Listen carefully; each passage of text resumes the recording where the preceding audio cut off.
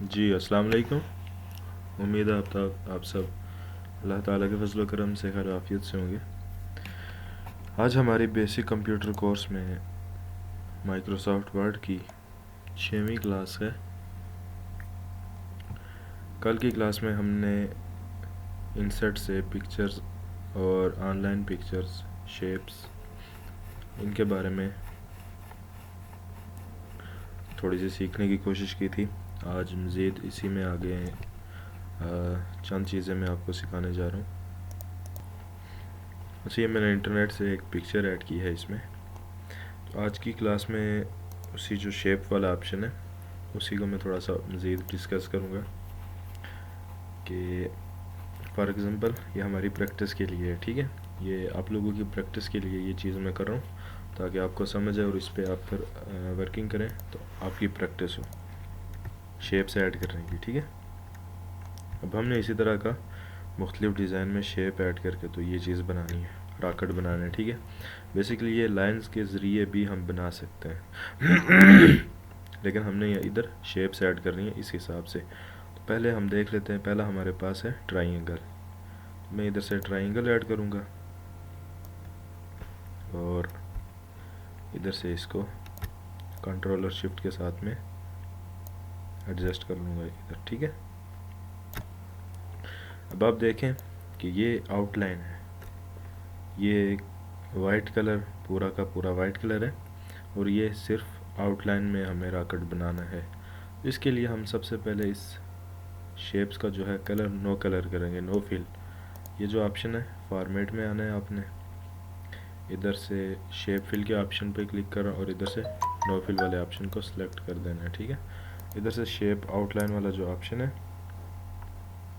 उसमें जाके इसकी आउटलाइन ब्लैक रखते हैं और अगर आप चाह रहे हैं कि इसका वेट थोड़ा सा बड़ा हो, यानी ये आउटलाइन थोड़ी वाज़ेह नज़र आए, तो इधर से इसका वेट बढ़ा दें, ठीक है। ये हमने इधर ऐड कर दी।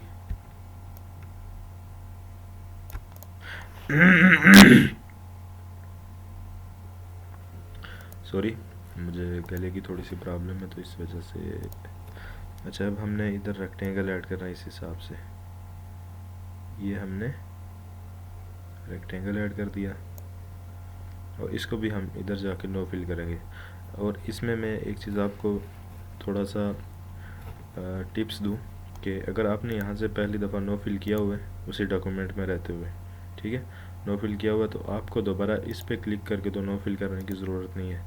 ये जो साथ आपको एक किस्म की बाल्टी नज़र आ रही है, इसके ऊपर भी आप क्लिक करें तो वही ऑप्शन अप्लाई हो जाएगा, ठीक है। इसके ऊपर भी आप क्लिक करें तो वो ऑप्शन अप्लाई हो जाएगा। इसका वेट सिर्फ हमने बढ़ाना है यहाँ से। और अब इसको इधर एडजस्ट कर देते हैं।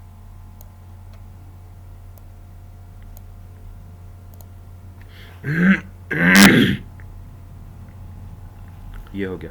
इसके बाद हमने इधर 2 सर्कल्स ऐड करना है। शेप्स में जाएं और यहाँ से ढूंढें सर्कल किधर है, कंट्रोल और शिफ्ट दबाएं और एक सर्कल ऐड कर लें। कंट्रोल और शिफ्ट दबाने से एक्यूरेट सर्कल ड्रा हो जाएगा आपका। उसके बाद जो ऑप्शन मैंने बताया कि इधर शेप फिल में जाके नो फिल करने की ज़रूरत नहीं है क्योंकि हमने पहले किया हुआ, तो इसके ऊपर हमने क्लिक करा, नो फिल हो गया। इसके ऊपर क्लिक करेंगे, ब्लैक कलर आ जाएगा और फिर हम इसका जाके वेट में से इसका वेट बढ़ा देंगे, ठीक है। ये हमने एक शेप ऐड कर ली। मैं अब इसको कॉपी पेस्ट करूँगा, कंट्रोल सी कंट्रोल वी, ये ऐड हो गई। अच्छा, सर्कल हमने ऐड कर दिए।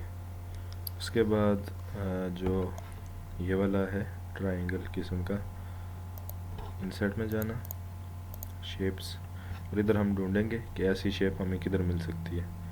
तो ये वाली शेप है ये, ठीक है, बेसिक शेप में चौथे नंबर पे है। इस पर क्लिक करेंगे और इधर हमें जितनी शेप चाहिए उसके मुताबिक हम इसको ड्रा कर देंगे, ठीक है। फिर हमने वही नो फिल इसको करना है, कलर ब्लैक करना है और यहाँ से इसका वेट बड़ा कर देना है, ठीक है। इसको इसके ऊपर एडजस्ट कर लेते हैं ऐसे। अच्छा, अब ये शेप है, इसको मैं सी और वी यानी कॉपी पेस्ट कर देता हूँ ताकि टाइम भी कम लगे और हमारी मेहनत भी कम हो। अच्छा, बेसिकली इसमें मैं आपको एक चीज़ समझाना चाह रहा था। ये शेप ऐसे है, इधर तो ये एडजस्ट हो गई, लेकिन इधर ये एडजस्ट नहीं हो रही। हमें इसको करना पड़ेगा, फ्लिप करना पड़ेगा। रोटेट करते हैं अगर हम, तो ये पूरी की पूरी यानी उस तरह से नहीं मैच हो रही। तो इसको हम फ्लिप कैसे करेंगे ताकि ये इधर एडजस्ट हो जाए।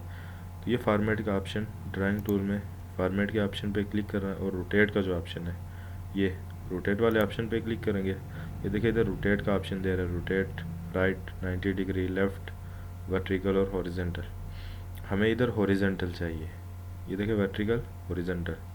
अगर नहीं मैं इसको रोटेट कर रहा तो ये ऐसी है। जो ही हॉरिजेंटल के ऊपर मैं अपना माउस रख रहा हूँ तो ये अपनी चेंज कर लेती है पोजीशन, ठीक है। ये फ्लिप हो जाती है।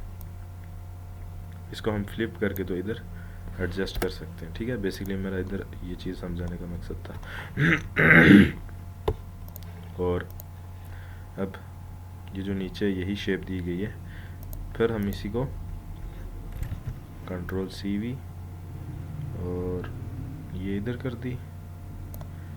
इसको भी हम CV यानी कंट्रोल CV करेंगे, कॉपी और पेस्ट हो जाएगी, ठीक है। ये शॉर्टकट की है कॉपी पेस्ट करने की।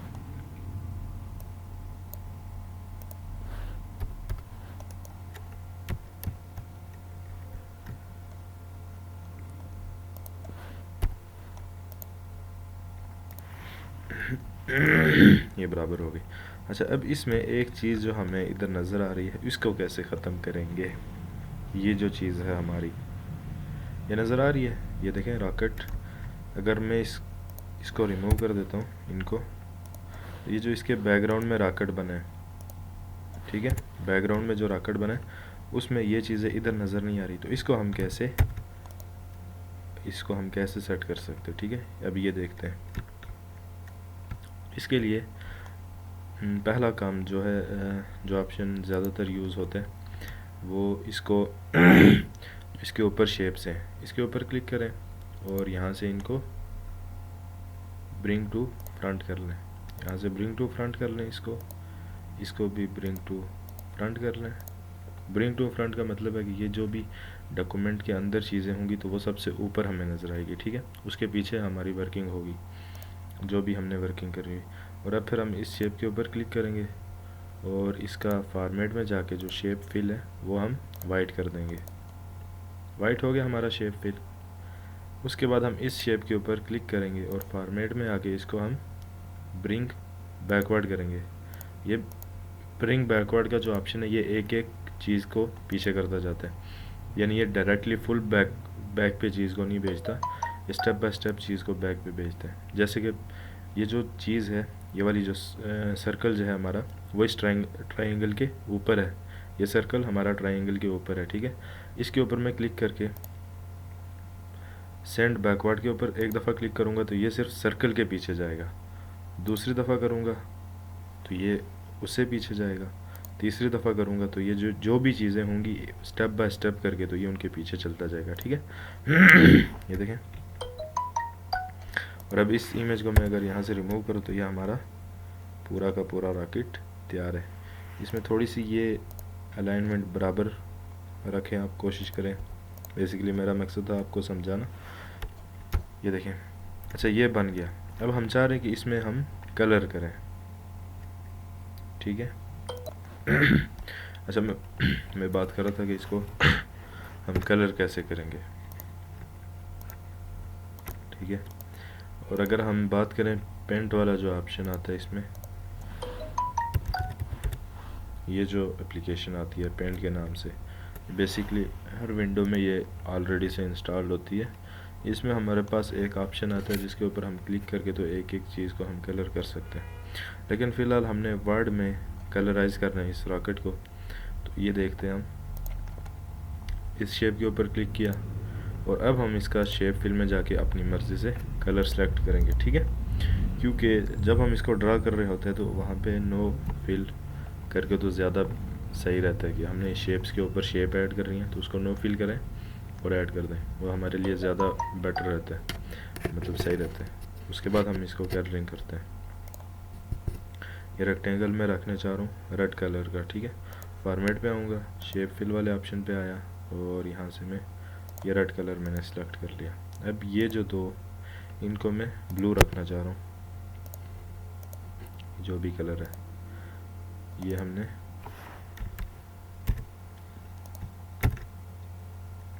इसके ऊपर क्लिक कर रहे हैं और फॉर्मेट पे आना है, यहाँ से शेप फिल और ये। अब इसके ऊपर क्लिक किया, फॉर्मेट में आए, शेप फिल में आए, यहाँ से ये कलर रख दिया, इसमें आए, इधर से ये कलर रख दिया और ये जो नीचे दो शेप्स लगी हैं इनका कलर हम रख देते हैं ये वाला। अच्छा, एक चीज़ और आप देखें जो मैंने अभी पहले भी बात की थी, अब मैं ये चाह रहा हूँ इस इन दोनों शेप्स का कलर बराबर हो, ठीक है। ये आगे हमने यहाँ इधर से एक कलर सेलेक्ट कर लिया ये वाला, ठीक है। अब मैं चाह रहा हूँ इसका भी यही कलर हो, तो बेसिकली सिंपली मैंने क्या करना है, इसके ऊपर क्लिक करना है और यहाँ से ये जो हमें नज़र आ रहा है इसके ऊपर हम क्लिक करेंगे तो ये ऑटोमेटिकली, क्योंकि जो भी हम कलर सेलेक्ट करते हैं तो वो इधर सेलेक्ट हो जाता है। टाइम को बचाने के लिए और इसको शॉर्ट टाइम में यूज़ करने के लिए ये वाला ऑप्शन हमें इधर मिलता है, हम इसके ऊपर डायरेक्टली क्लिक करते हैं और ये उस चीज़ का कलर एकदम से चेंज कर देता है, ठीक है। आई थिंक कि आपको ये वाला ऑप्शन समझ आ गया होगा। इसमें मैं आपको असाइनमेंट दे रहा हूँ, उसकी वीडियो मैं अलग से रिकॉर्ड करके आपकी तरफ सेंड कर रहा हूँ। ये असाइनमेंट आपने लाजमी कंप्लीट करके उसकी स्क्रीनशॉट मेरी तरफ सेंड करनी है, ठीक है। और आज से मैंने इंशाल्लाह ग्रुप में एक कंडीशन भी रखी है, जो भी 3 असाइनमेंट आज के बाद पूरे नहीं करेंगे तो उनको मैं ग्रुप से रिमूव कर दूंगा। मैं इंडिविजुअली सबसे रब्ता कर रहा हूँ, तो चलें जिसमें जिनका जो इशू है तो उसके बाद नए असाइनमेंट कंप्लीट कर सकते तो उनका मामला नहीं है। जो ऐसे ही जो जिनका ना इशू है और ना ही कुछ वो असाइनमेंट नहीं कंप्लीट कर रहे, फिर मैं उनको रिमूव कर दूंगा ग्रुप से, ठीक है। अल्लाह आपको जज़ाए खैर दे।